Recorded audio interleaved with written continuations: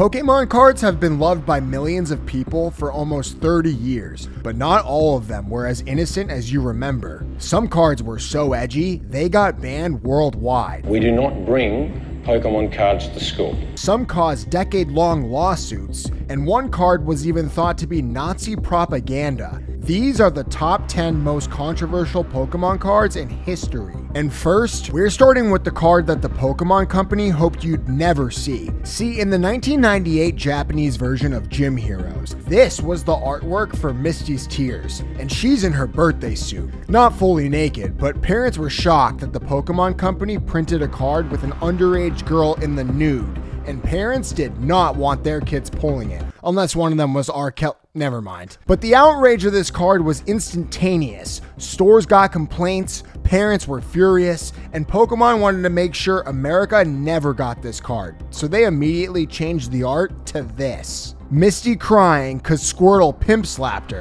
But our 9th card got banned cause the designer actually made it racist. See, this is Jynx, a psychic Pokemon who had no way of seeing the controversy in her future. Cause when the original Pokemon base set came out, it portrayed Jynx with a design many people said mimicked blackface. After backlash, the Pokemon Company changed Jynx's skin color to purple, and from that moment on, not only did original black skin Jynx cards basically disappear, but she could no longer dunk a basketball. No, I'm just kidding. But number 8's no joke, cause we gotta talk about Magmortar, the Pokemon who accidentally brought a gun into the Pokemon TCG. Yeah, this artwork in the original Japanese release shows Magmortar raising his Glock and pointing it directly at you. Like point blank range, straight down the barrel. It looks less like a Pokemon attack and more like a Chicago carjack. And because Pokemon is supposed to be a kids franchise, the Pokemon Company wasn't exactly thrilled about the whole gun in your face thing. And they knew if this card got to English markets, given all the gun violence in America, they'd be shooting themselves in the foot. So the art was quietly changed. In the international version, Magmortar's cannon gets re-angled, so it no longer looks like a Pokemon from East St. Louis. But the original Japanese print instantly became a mini collector's item with a PSA 10 going for over $200. It wasn't banned, but it was considered too violent for global release, making it one of the rare examples of modern Pokemon censorship. So yeah, of all the controversies on this list, this one's hilarious because the card isn't creepy or offensive, it's just Magmortar cosplaying as a GTA 6 character. Okay, but our next card might be the creepiest Pokemon card ever made. In the Japanese fossil set, Grimer's artwork shows him popping out of a sewer while looking directly up a girl's skirt. Like, how did that get approved? Kids in the 90s were out here pulling a literal peeping Tom Grimer and no one cared. For the English version, they quietly changed Grimer's eyes to look forward instead of up. No announcement, no explanation, just no more pervy sludge monster. But this next card was censored because it was way too rebellious for kids. The Japanese version of Sabrina's Gaze features Sabrina holding up a Master Ball, but in America, she's flipping the bird, and that was not going to fly. So for the US release, they completely changed the artwork. Same card, totally different vibe, throwing a Pokeball instead of trying to start a fight. But if anyone wanted to fight Pokemon, it was Uri Geller, because this Kadabra card didn't just cause controversy, it caused a lawsuit. See, famous magician Uri Geller claimed that Kadabra was based on him. Why? Bent spoon, mustache, star, and a Japanese name meaning young psycho. He said Pokemon was using his likeness to promote something evil. Pokemon's response? They basically said, okay, fine, and stopped printing Kadabra for almost 20 years. 20 years ago, I put a ban on Uri Geller and Kadabra simply because I saw my name on a card and no one approached me to ask, hey Uri, is it okay to have your name on the Pokemon card?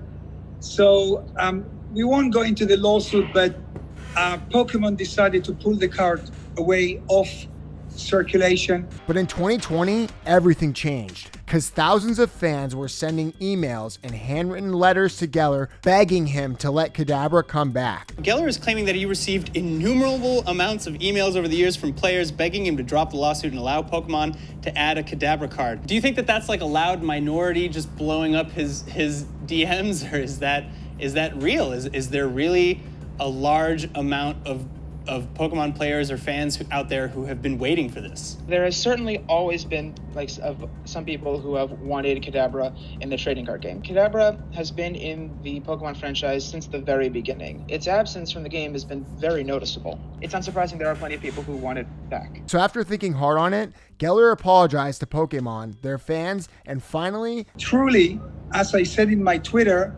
I'm really sorry that I've done this. 20 years ago, my mind frame wasn't what I am today.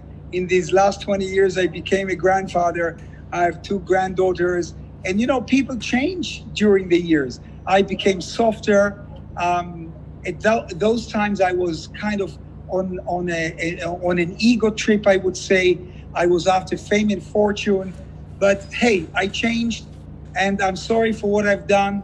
But I've released the ban, so that's what I have to say. After 20 long years, Pokemon released their 151 set and brought Kadabra back from the dead. Now it's getting crazy at number 4, because there were Pokemon cards that taught kids how to gamble. See, some early Japanese sets, mostly in Gym Heroes, Gym Challenge, and promotional sets, featured slot machines, coin flips, and other gambling-related images. Yeah, little kids could drop their decks at any moment and play 21 at the casino instead. Now naturally, when these sets were prepared for the international market, the Pokémon Company hit the brakes. The cards were either heavily altered or completely removed from Western release. No slot machines, no dice, no coin flipping attacks that looked like gambling. The Pokémon Company just stuffed chase cards at a 1% hit rate and said, "We love gambling, just not at the casino." Collectors now treat the original Japanese prints like forbidden relics, because these cards aren't banned by the rules, just banned by morality. And honestly, it's a reminder that Pokemon isn't just about battling.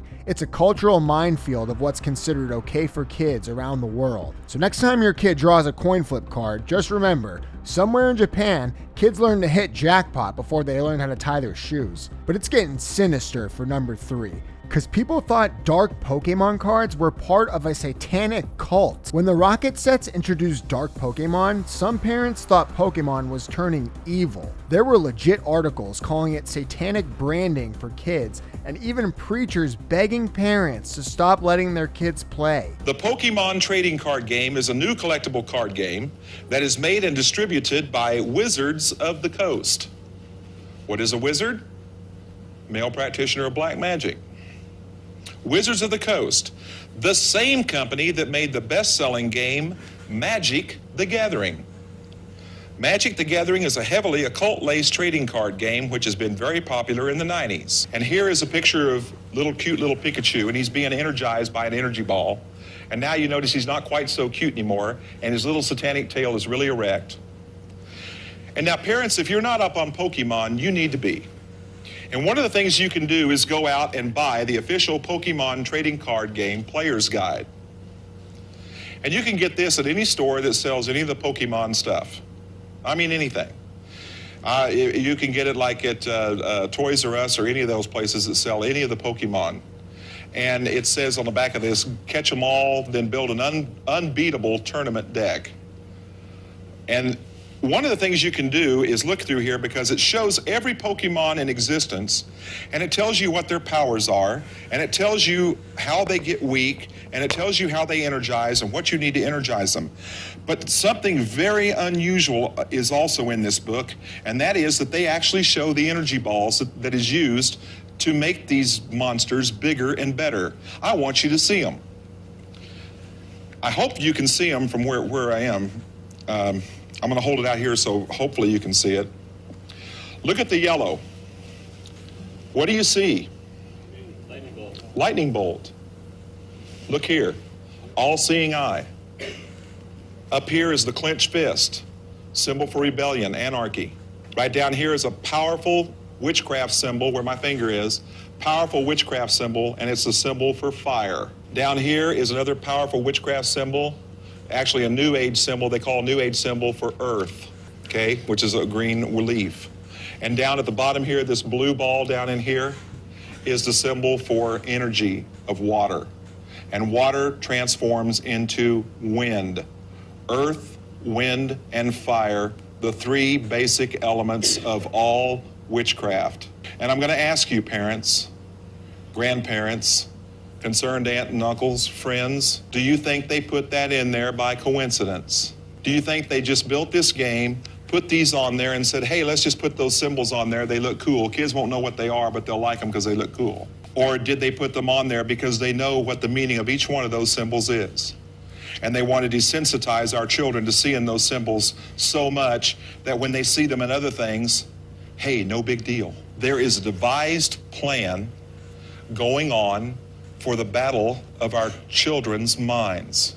In reality, Dark Pokemon literally just meant Team Rocket stole this Pokemon. Nothing demonic, nothing supernatural, just crime. And honestly, Dark Charizard might still be one of the coolest cards ever printed. But there is nothing cool about number 2, because one Pokemon card was mistaken for Nazi propaganda. See, in Japan, some items featured a manji, a traditional Buddhist symbol used for thousands of years. It's ancient, it's peaceful, it's harmless, but to Western audiences, it looks like a swastika. So when this Koga's Ninja Trick card was shown in America, people freaked out and thought Golbat flew over from Hitler's house. And as soon as the Pokémon Company realized this, they completely removed the symbol entirely for US printing. Today, these cards are seen as valuable pieces of TCG history, and an example of how cultural symbols don't always translate. They're also very valuable to neo-Nazis, but we won't get into that. But our number 1 most controversial card is also one of the most iconic cards ever made, the Ancient Mew. See, when Pokemon the movie 2000 released, every kid got an Ancient Mew card, and instantly the schoolyard rumors started. Bro, this card is legendary. It's more powerful than Mewtwo. It's worth thousands. But here's the twist. Ancient Mew is literally unusable in competitive play. The text is in runic glyphs. The HP and moves don't follow the rules, and ultimately no one knew how to use this card and couldn't even read it. So the Pokemon Company did the only thing they could. They banned it everywhere. And yet Ancient Mew remains one of the most iconic cards in the entire hobby. A symbol of the 90s, the movies, and that feeling that Pokemon could still surprise you. So those are the 10 most controversial Pokemon cards ever printed. Let me know in the comments which one surprised you most, and drop a like and subscribe if you want a part 2. Thanks for watching Poketainment, and I'll see you in the next video.